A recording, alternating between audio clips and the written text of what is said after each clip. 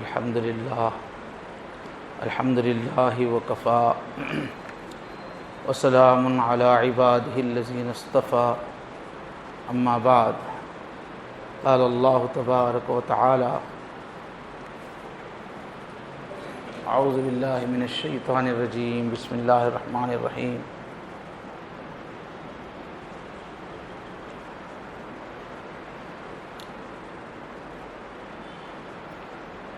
إنا أرسلناك شاهدا ومبشرا ونذيرا لتؤمنوا بالله ورسوله وتعزروه وتوقروه صدق الله العظيم وصدق رسوله الكريم اللهم صل على سيدنا محمد وعلى آل سيدنا محمد وبارك وسلم اللهم صل على سيدنا محمد وعلى آل سيدنا محمد وبارك وسلم اللهم صل على سيدنا محمد وعلى آل سيدنا محمد وبارك وسلم۔ بہت ہی احترام کے قابل، بڑی عزت اور اکرام کے لائق بزرگ و عزیز دوستو،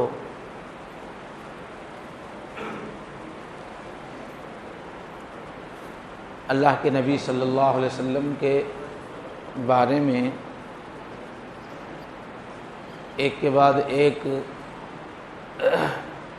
تنقیدیں اور نفرت کی باتیں دنیا کے اندر ہو رہی ہیں، جس کی وجہ سے مسلمانوں کو بڑی تکلیف ہوتی ہے۔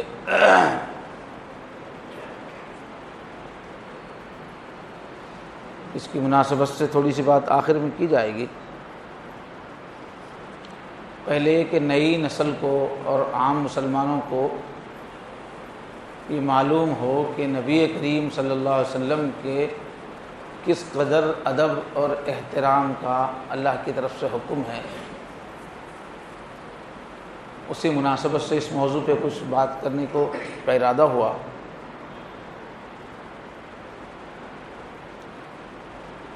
گستاخی کرنے والے تو دوسرے ہیں، لیکن اسی مناسبت سے ہمارے درمیان اس کا مذاکرہ ہو کہ رسول کا ادب کیا ہوتا ہے۔ تو اللہ کے نبی صلی اللہ علیہ وسلم کو ہمارا جو عقیدہ ہے، فخر موجودات ہیں، کائنات میں جتنی بھی چیزیں موجود ہیں ان میں آپ کا درجہ ایسا ہے کہ آپ کی وجہ سے موجودات کو فخر نصیب ہے، سید الاولین والآخرین ہے، اولین اور آخرین کے سردار ہے، اور محبوب رب العالمین ہے، پورے کائنات کے رب کے محبوب ہے۔ اور آپ ہی وہ ہستی ہیں جنہوں نے انسانیت کو انسان کی عظمت کا شعور دیا۔ اس سے پہلے پوری دنیا میں انسان کی نظر میں انسان کی کوئی قیمت نہیں تھی۔ انسان کیڑے مکوڑوں کے سامنے سر جھکاتا تھا، معمولی چیزوں سے ڈر جاتا تھا، اور انسانوں کو بہت ہی ذلیل سمجھا جاتا تھا، جھوٹے خداؤں پہ بلی چڑھایا جاتا تھا، عورتوں کی عزت نہیں تھی، اور انسانوں کو انسان غلام بنائے ہوئے تھے۔ اللہ کے نبی صلی اللہ علیہ وسلم کے ذریعے سے پوری دنیا میں یہ شعور پیدا ہوا کہ ایک انسان کی عظمت کیا ہے۔ آپ کے ذریعے سے یہ بات معلوم ہوئی کہ انسان اشرف المخلوقات ہے، مخلوقات میں عزت والا ہے، سب سے زیادہ عزت والا ہے، اور باقی کائنات انسان کی خادم ہے، نوکر ہے۔ سخر لکم ما فی السماوات و ما فی الارض۔ انسان کی عظمت، انسان کے حقوق بتائے۔ آج دنیا کے اندر انسانوں کے حقوق پر بڑی باتیں کی جاتی ہیں اور تفصیل سے اس کو بیان کیا جاتا ہے۔ نبی کریم صلی اللہ علیہ وسلم سے پہلے انسانیت کے حقوق کی بات ہی نہیں ہوتی تھی۔ آج جو حقوق بیان کیے جاتے ہیں وہ سب اللہ کے نبی نے بتائے ہیں، تو دنیا کو اس کا شعور ہوا۔ اور روایت میں آتا ہے کہ جنت کے پتے پتے پر آپ کا نام ہے، اور آپ کے ایک اشارے پر انگلی کے چاند کے 2 ٹکڑے ہوئے، اور آپ کے نبی ہونے کی گواہی پتھروں نے دی ہے، کنکریوں نے دی ہے، درختوں نے چل کے دی ہے، جمادات نے۔ اور معراج کے موقع پر اللہ تعالیٰ نے آپ کی عظمت کا ایسا اظہار فرمایا کہ پوری کائنات کو پار کر کے اللہ کے نبی اپنے جسم کے ساتھ اللہ کے عرش تک گئے، جو کسی کو حاصل نہیں ہوا۔ اللہ کے نبی جس شہر میں رہتے تھے اس کو اللہ نے بلد امین کا لقب دیا کہ امن والا شہر، اور فرمایا ان اللہ و ملائکتہ یصلون علی النبی، اے انسان ہو، اے ایمان والو، تم کیا جانتے ہو نبی کا درجہ کیا ہے؟ نبی کا تو وہ مرتبہ ہے، مقام ہے کہ خود اللہ تعالیٰ اور فرشتے ہر وقت نبی کریم صلی اللہ علیہ وسلم پر صلوات بھیجتے ہیں، رحمت بھیجتے ہیں۔ اللہ تعالیٰ خود ہمیشہ تعریفی نگاہوں سے آپ کو دیکھتے ہیں، پورے فرشتے جو ہے صلوات بھیجتے ہیں۔ اس لیے اے ایمان والو تم بھی ان پر صلوات بھیجو۔ پوری کائنات کا جو مالک ہے وہ خود ہمیشہ رحمتیں برساتا ہے، اور جو 1 مرتبہ حضور کے لیے درود پڑھے اللہ اس پر 10 مرتبہ رحمت برساتے ہیں۔ اتنا بڑا مقام ہے۔ من صلی علیہ واحدا صلی اللہ علیہ عشرا، کہ مجھ پر 1 مرتبہ جو درود بھیجے اللہ 10 بار اس پر اپنی محبت، اپنی رحمت کی بارش فرماتے ہیں۔ اور قرآن میں اللہ تعالیٰ نے حکم دیا ہے کہ 4 لِتُؤْمِنُوا بِاللَّهِ وَرَسُولِهِ، اللہ اور رسول پر ایمان لاؤ، وَتُعَزِّرُوهُ، اور نبی کی عظمت کو محسوس کرو، نبی کی تعظیم کرو، وَتُوَقِّرُوهُ، نبی کا اکرام کرو۔ اللہ نے حکم دیا سورہ فتح کے اندر۔ اور اللہ تعالیٰ نے خود نبی کریم صلی اللہ علیہ وسلم کا تذکرہ ایک ادب کے لہجے میں کیا ہے قرآن مجید میں، اور اس کا حکم دیا۔ سورہ حجرات میں فرمایا یا ایھا الذین آمنوا لا ترفعوا اصواتکم فوق صوت النبی، اے ایمان والو اپنی آواز نبی کی آواز سے بلند نہ کرو۔ محفل میں اللہ کے نبی بات کر رہے ہیں، ان سے بات کرنے کا موقع ہے تو ادب سکھایا گیا کہ آواز پست رکھ کے حضور سے بات کرنا ہے۔ سورہ حجرات میں نبی کے سامنے بے تکلف بات کرنے کی اجازت نہیں ہے، با ادب ہو کر بات کرنے کا حکم ہے۔ چہکتے ہوئے لہکتے ہوئے بات کرنے کی اجازت نہیں ہے، تڑق کے ساتھ بات کرنے کی اجازت نہیں ہے۔ انتہائی نرم لہجے میں، عظمت کے ساتھ، اکرام کے لہجے میں، ادب اور شائستگی کے ساتھ بات کرنے کا حکم دیا گیا، ورنہ پورے اعمال کے ضائع ہونے کا اللہ تعالیٰ نے دھمکی دی ہے۔ اگر نبی کی بے ادبی کرو گے تو تمہارے سارے اعمال ضائع ہو جائیں گے۔ ان تحبط اعمالکم وانتم لا تشعرون، تم کو پتہ بھی نہیں چلے گا اور تمہارے سارے کے سارے اعمال ضائع ہو جائیں گے اگر بے ادبی کی۔ مسند بزار میں ہے کہ جب یہ آیت نازل ہوئی تو حضرت صدیق اکبر نے کہا کہ واللہ اب تو میں اللہ کے نبی سے بات کروں گا تو سرگوشی میں کروں گا، کانا پھوسی میں، جیسا بہت ہی ایک دم چھوٹی آواز کرتے ہیں۔ تو انہوں نے قسم کھائی کہ آج سے میں حضور سے بات کروں گا تو نارمل آواز سے بات نہیں کروں گا، بالکل سرگوشی میں بات کروں گا، آخری حد تک آواز کو کم کر دوں گا۔ حضرت در منصور میں ہے کہ جب یہ آیت نازل ہوئی تو حضرت عمر رضی اللہ عنہ نے اپنی آواز کو دھیما کر لیا، وہ فطری طور پر بلند آواز والے تھے، جب سے آیت نازل ہوئی انہوں نے اپنی آواز ہی کو پست کر لیا۔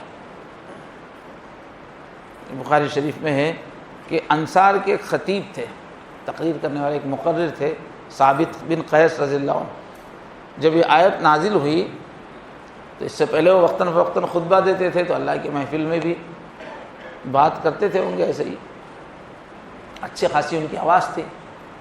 جب یہ آیت نازل ہوئی کہ نبی کے سامنے آواز پست رکھو، بلند مت کرو، ورنہ ڈر ہے کہ تمہارے اعمال ضائع ہو جائیں گے، تو اس کے بعد انہوں نے نبی کے مجلس میں آنا ہی بند کر دیا ڈر کے مارے کہ میری آواز جو ہے پست نہیں ہے، بلند ہے، میں حضور کے مجلس میں جاؤں گا تو میرے اعمال ہی ضائع ہو۔ انہوں نے گھر میں ہی رہنا شروع کر دیا، گوشہ نشین ہو گئے خوف کی وجہ سے، ادب کی وجہ سے۔ تو قبیلے کے جو سردار تھے سعد بن معاذ نے ان سے پوچھا،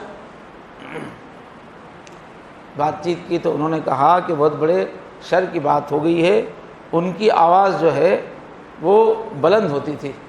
تو انہوں نے کہا کہ میں تو دوزخی ہو گیا، میری آواز تو بلند ہے۔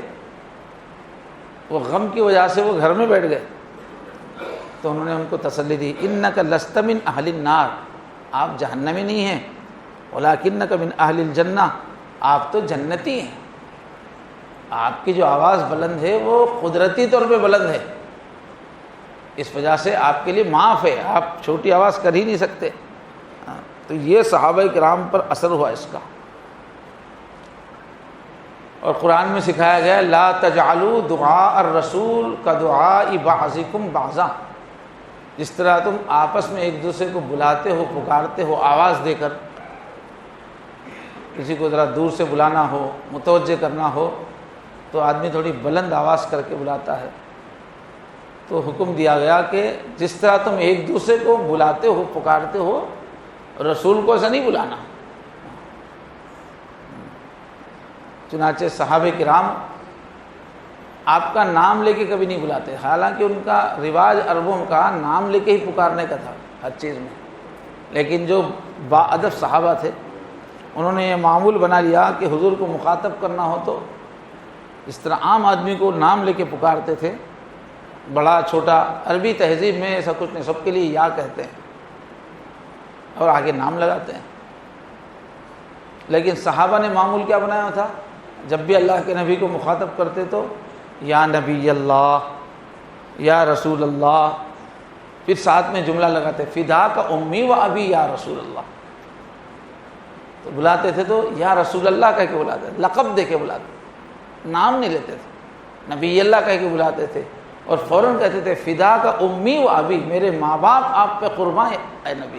یہ طریقہ تھا صحابہ کا مخاطب کرنے کا۔ پہلے اس طرح کے الفاظ بول کر پھر آپ کا لقب لیتے تھے، نام زبان سے نہیں لیتے تھے۔ اور خود اللہ تعالیٰ نے بھی یہ کیا ہے قرآن مجید میں۔ اللہ تعالیٰ نے جب بھی قرآن میں حضور کو مخاطب کیا ہے تو لقب سے مخاطب کیا ہے، نام نہیں لیا، جبکہ وہی اللہ تعالیٰ نے قرآن مجید میں دوسرے نبیوں کا تذکرہ کیا ہے، ان کو مخاطب کیا ہے تو نام لے کے کیا۔ جیسے قرآن مجید میں پچھلی قوموں کے تذکرے میں تذکرہ کیا تھا، یا موسیٰ لن نصبر علی طعام واحد، اے موسیٰ ہم ایک کھانے پہ صبر نہیں کر سکتے، بنی اسرائیل نے کیا، تو وہاں نام لیا اللہ تعالیٰ نے۔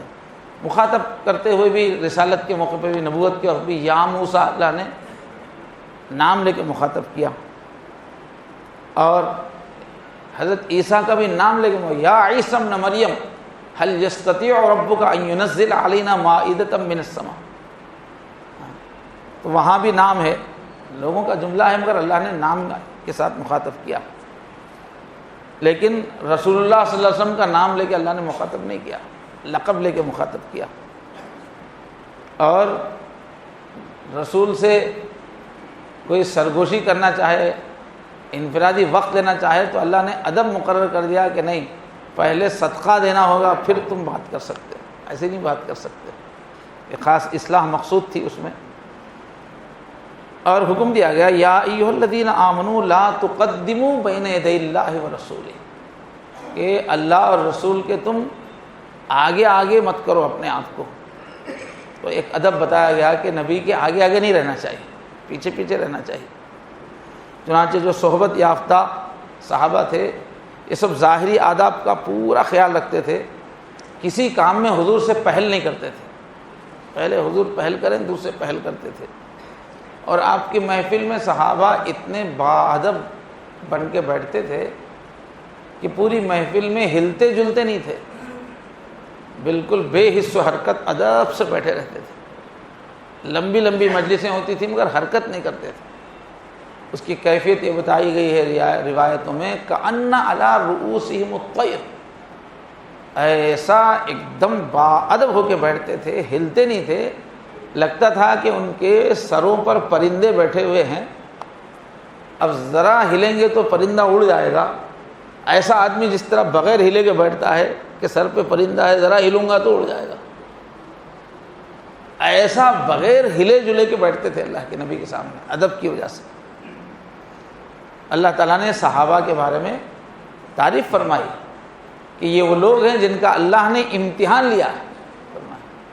نبی کا ادب کتنا ہے، رسول کا ادب کتنا ہے، اللہ کا ادب کتنا ہے، اللہ نے ان کا امتحان لیا ہے، یہ امتحان میں پورے نکلے ہیں۔ اللہ نے تعریف کیا اولئک الذین امتحن اللہ قلوبہم للتقوی، اللہ نے ان کا امتحان لیا ہے، کتنا ان کے اندر ادب ہے، احترام ہے۔ لہم مغفرۃ و اجر عظیم، اس لیے اب ان کے لیے مغفرت ہے، اجر عظیم ہے۔ تو باضابطہ حکم دیا ہے ادب کرنے کا، بے ادبی کی ممانعت کی ہے۔ چنانچہ صحابہ کرام کے ایسے بے شمار واقعات ہیں ادب کے، احترام کے۔ حضرت صلح حدیبیہ کے موقع پر جب اللہ کے نبی کو خواب نظر آیا کہ میں اپنے ساتھیوں کے ساتھ عمرہ کر رہا ہوں، تو آپ نبی کا خواب چونکہ سچا ہوتا ہے، صحابہ کو لے کے پہنچ گئے۔ عربوں کا، مکے والوں کا دستور یہ تھا کہ عمرہ یا حج کے لیے کوئی آ جائے تو چاہے دشمن ہو چاہے کچھ ہو، اس کو روکتے نہیں تھے، لیکن یہاں ان کی جو ہے جاہلیت کی رگ پھڑ کی، انہوں نے روک دیا کہ ہم آپ کو عمرہ کرنے نہیں دیں گے۔ تو صلح کے لیے بات چلی، صلح کے لیے حضور نے حضرت عثمان غنی کو بھیجا، کیونکہ ان کا خاندان ابھی مکے میں بہت مضبوط تھا، ذی اثر تھا، تو حضرت عثمان رضی اللہ عنہ ان کو بھیجا وہاں۔ تو وہاں ان لوگوں نے کہا کہ ہم مسلمانوں کو اور محمد صلی اللہ علیہ وسلم کو تو عمرہ کرنے نہیں دیں گے، شرائط رکھی انہوں نے بہت ساری، لیکن آپ معزز آدمی ہیں، آپ آئے ہیں، آپ عمرہ کر لیجئے۔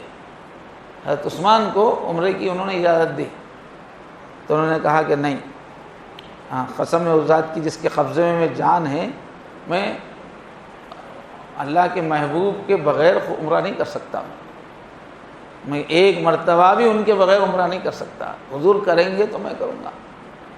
تو کفار کی پیشکش کے باوجود انہوں نے صرف اس لیے عمرہ نہیں کیا کہ اللہ کے نبی ابھی عمرہ نہیں کیا۔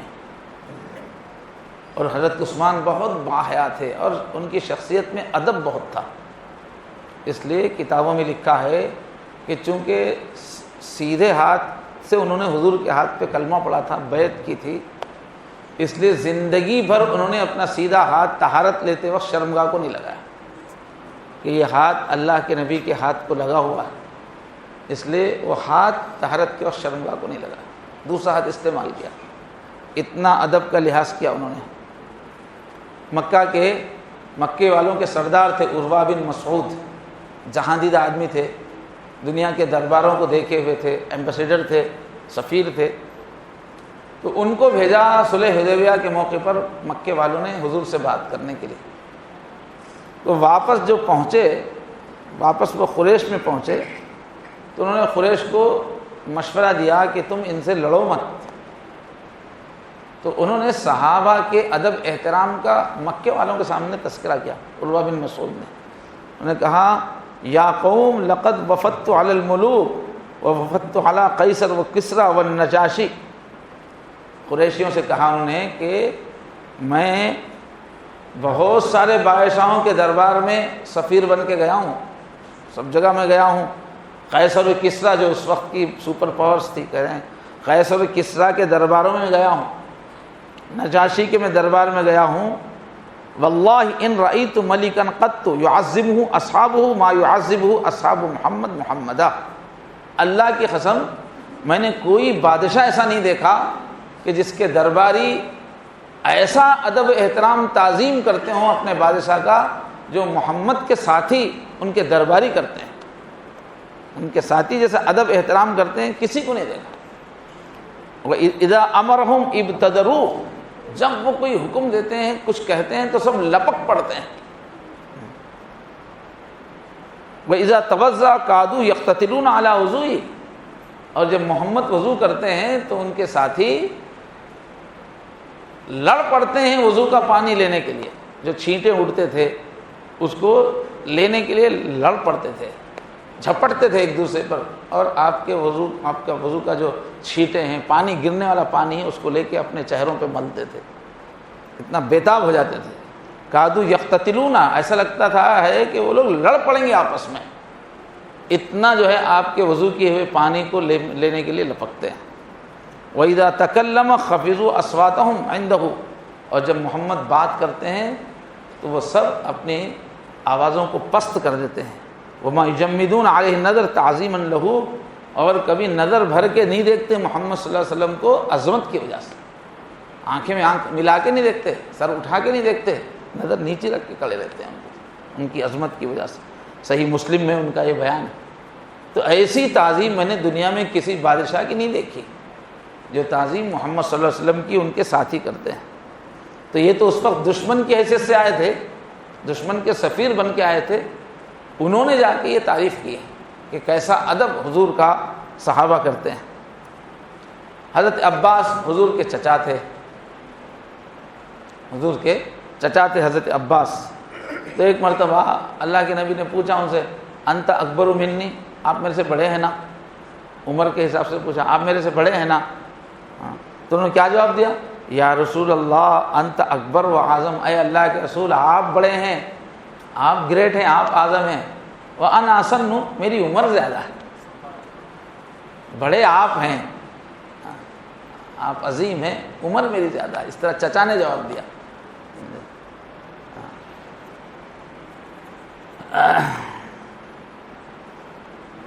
تو حضرت عثمان سے ایسے ہی دوسرے کسی صحابی سے کسی نے پوچھا، کسی صحابی سے جو عمر میں بڑے تھے، آپ بڑے ہیں اللہ کے نبی بڑے ہیں؟ پوچھا، عمر کے حساب سے پوچھا۔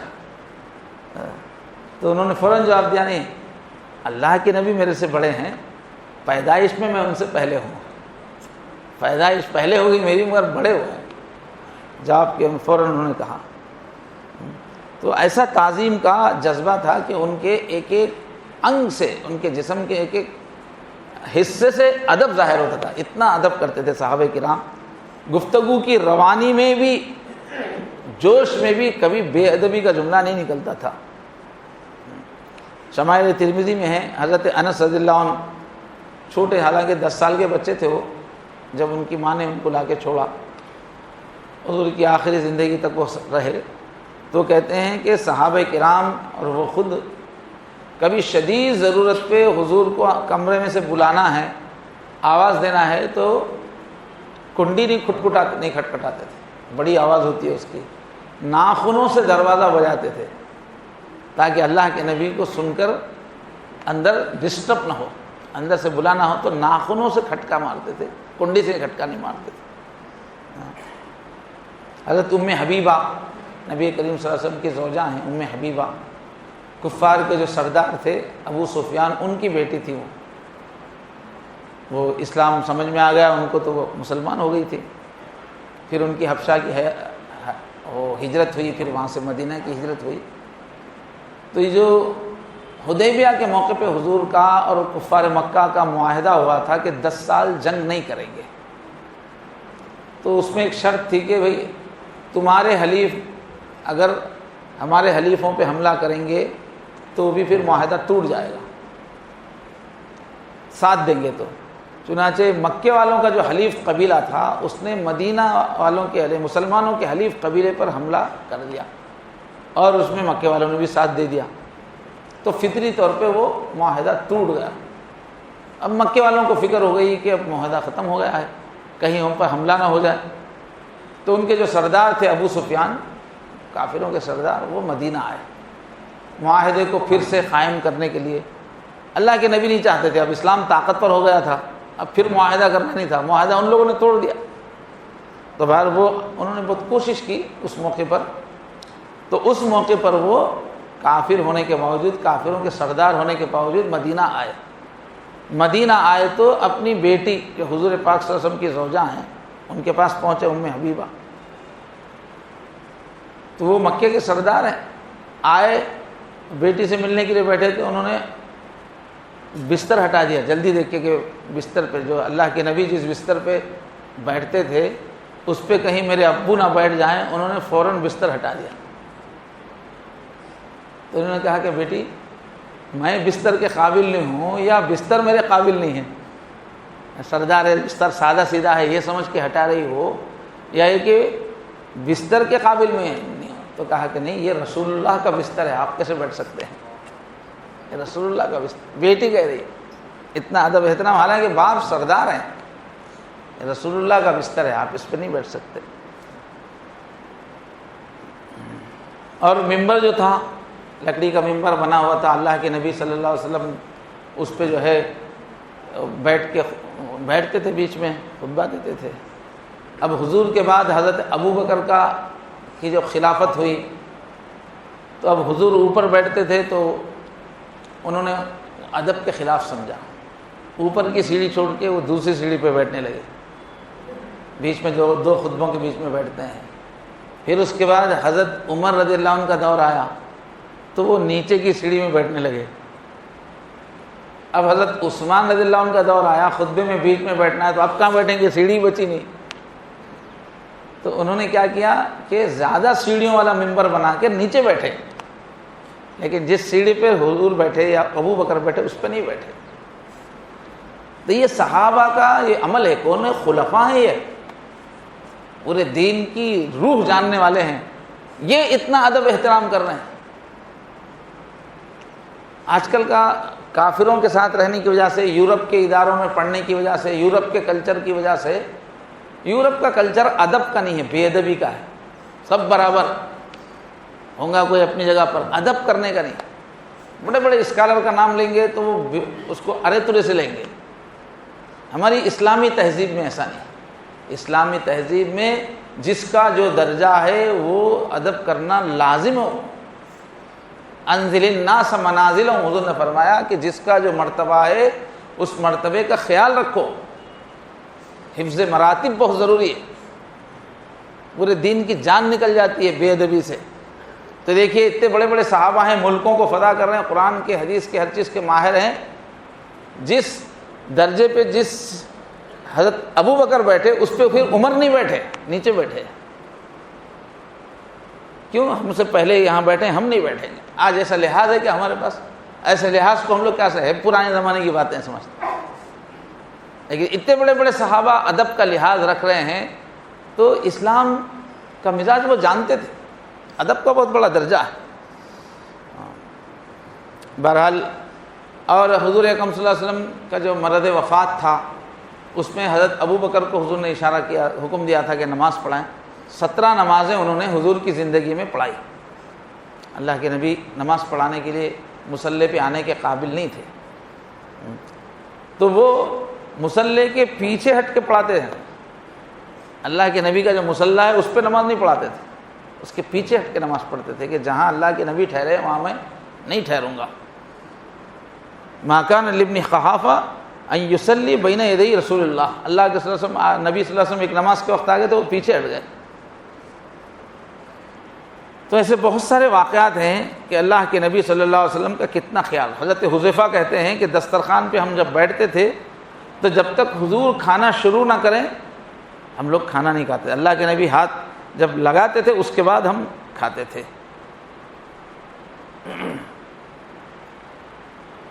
حضرت عائشہ رضی اللہ تعالیٰ عنہ پر جب منافقین نے بہتان لگایا ان کی عزت کے بارے میں، تو حضرت عائشہ حضرت ابو بکر صدیق کی بیٹی تھی،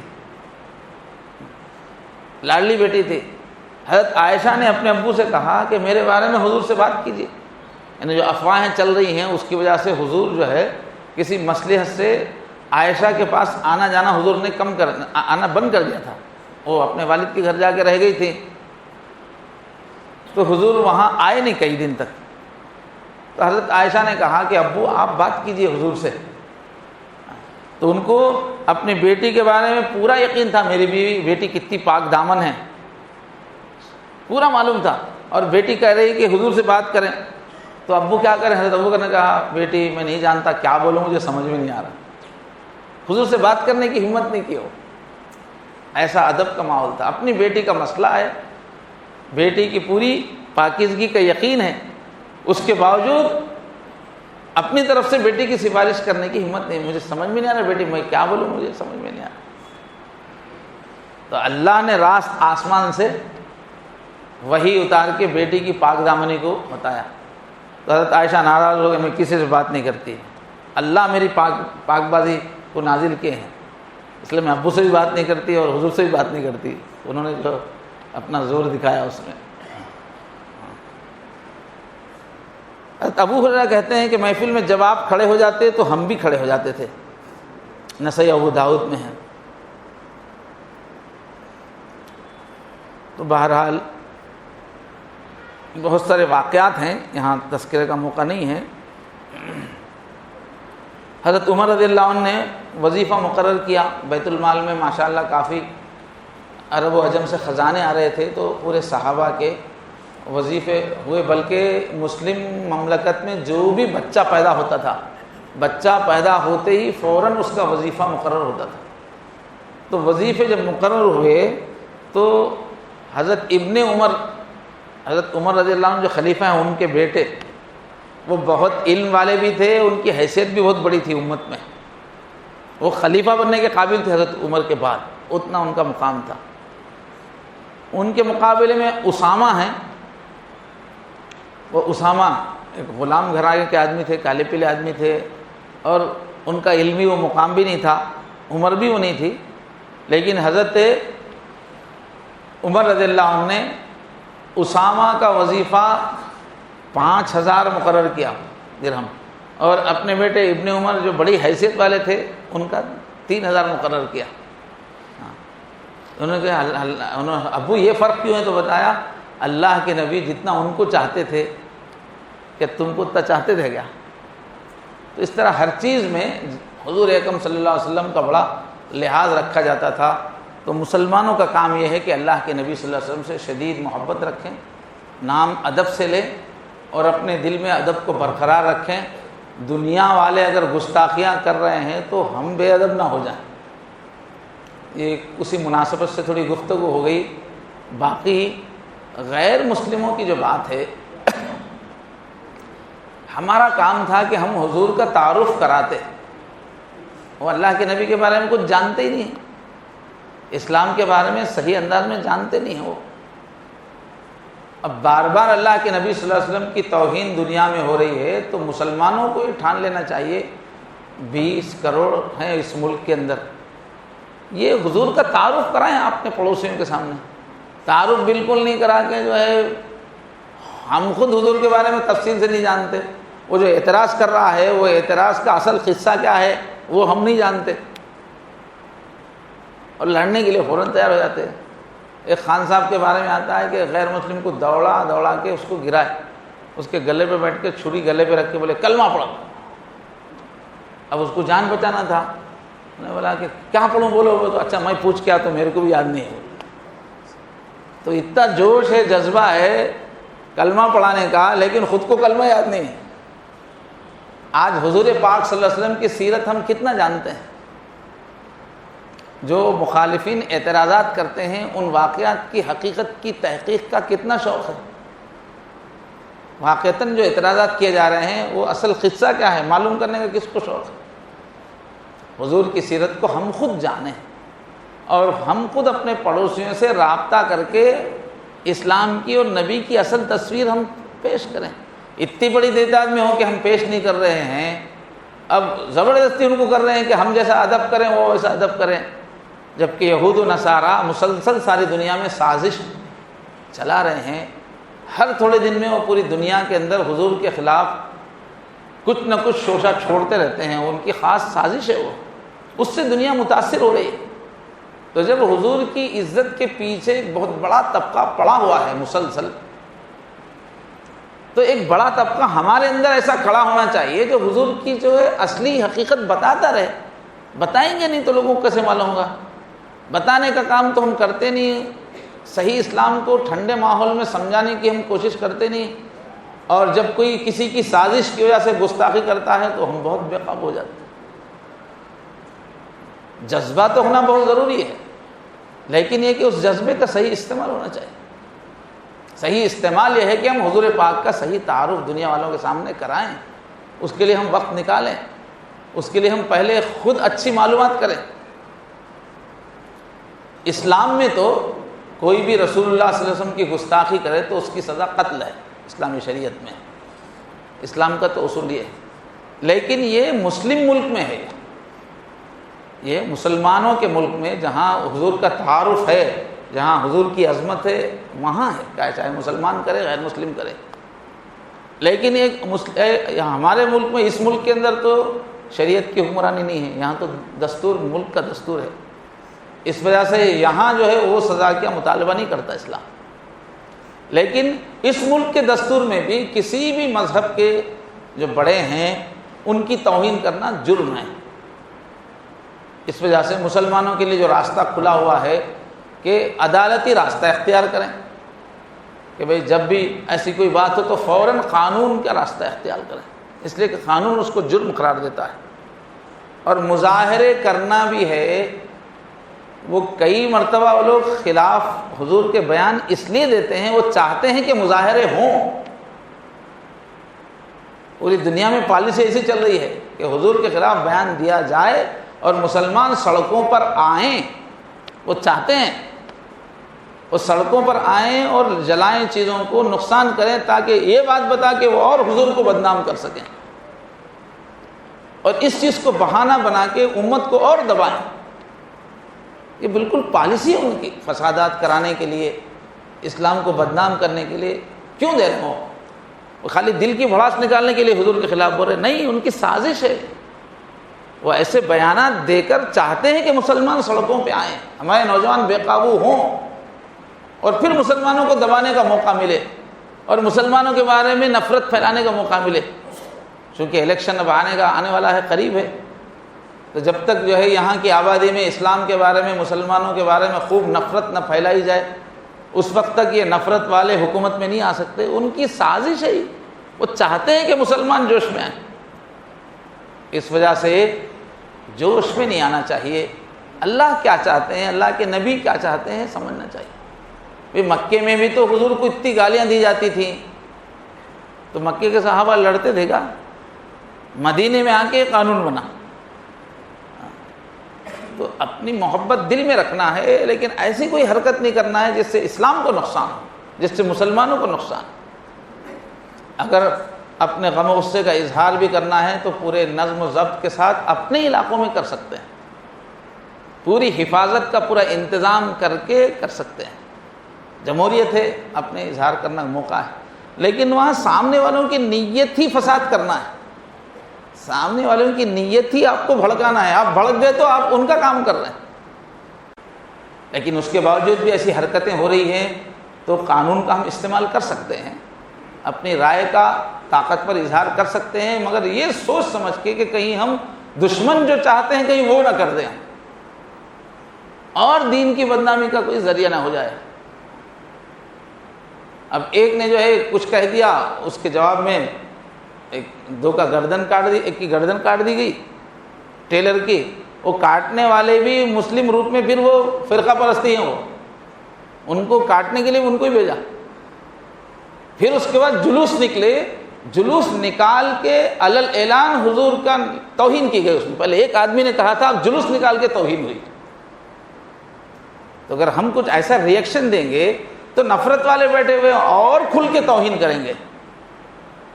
تو یہ اس طرح سے حضور کی ہم خود کو وہ توہین کر رہے ہیں، یہ ایسا ہو جائے گا۔ قرآن مجید میں فرمایا وَلَا تَسُبُّوا الَّذِينَ يَدْعُونَ مِن دُونِ اللَّهِ فَيَسُبُّوا اللَّهَ عَدْوًا بِغَيْرِ عِلْمٍ۔ اللہ نے فرمایا کہ اللہ کو چھوڑ کر یہ دوسری جن شکتیوں کی، دیوی دیوتاؤں کی یہ پوجا کرتے ہیں، ان کو برا بھلا مت کہو۔ قرآن میں تم ان کو برا بھلا کہو گے تو وہ لوگ اللہ کو برا بھلا کہیں گے جو حقیقی خدا ہے۔ تم جھوٹے خداؤں کو گالیاں دو گے تو وہ لوگ ضد میں آ کے سچے خدا کو گالیاں دیں گے، دشمنی میں، عدوًا، دشمنی کی وجہ سے۔ حالانکہ ان کو بھی اللہ سے دشمنی نہیں ہے، مگر تمہاری ضد میں وہ لوگ جو ہے اصلی اللہ کو جو ہے وہ لوگ گالیاں دیں۔ لا علم وہ لوگ ہیں، وہ اللہ بغیر علم نہیں ہے ان کو۔ حضور نے فرمایا اپنے والدین کو گالی مت دو، اپنے والدین کی بے عزتی مت کرو۔ صحابہ نے کہا کہ حضور یہ کیسا ہو سکتا ہے، کوئی آدمی اپنے والدین کو گالی بدنام کرتا ہے کیا، ان کی شرم و حیا نکالتا ہے کیا؟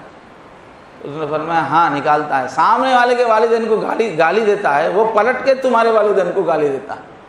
اگر تم گالی نہیں دیتے تو وہ پلٹ کے کیوں دیتا؟ تو ضرورت اس بات کی ہے کہ اللہ کے نبی صلی اللہ علیہ وسلم کا جو ادب احترام ہے اس کے خوب مذاکرے ہونا چاہیے اپنی محفلوں میں. وہ کہیں دنیا کے ایسے حالات کو دیکھ دیکھ کے ہمارے نوجوان ہمارے لوگوں کے ادب میں کمی نہ ہو جائے، وہ اس کو معمول کی چیز نہ سمجھیں. نہیں، نبی کا بہت بڑا مقام ہے، اس کے مذاکرے ہمارے بیچ میں ہونا چاہیے کہ ہمارے اندر کا دل کا ادب کم نہ ہو. پھر اس کے ساتھ دوسروں کے سامنے بھی اتنی بڑی امت ہے، 20 کروڑ ہے، 5 6 آدمی کو بھی سمجھا لیں گے تو پورے ملک کو سمجھا سکتے ہیں، مگر فرصت کہاں ہے؟ اس کی اہمیت کس کے دل میں ہے؟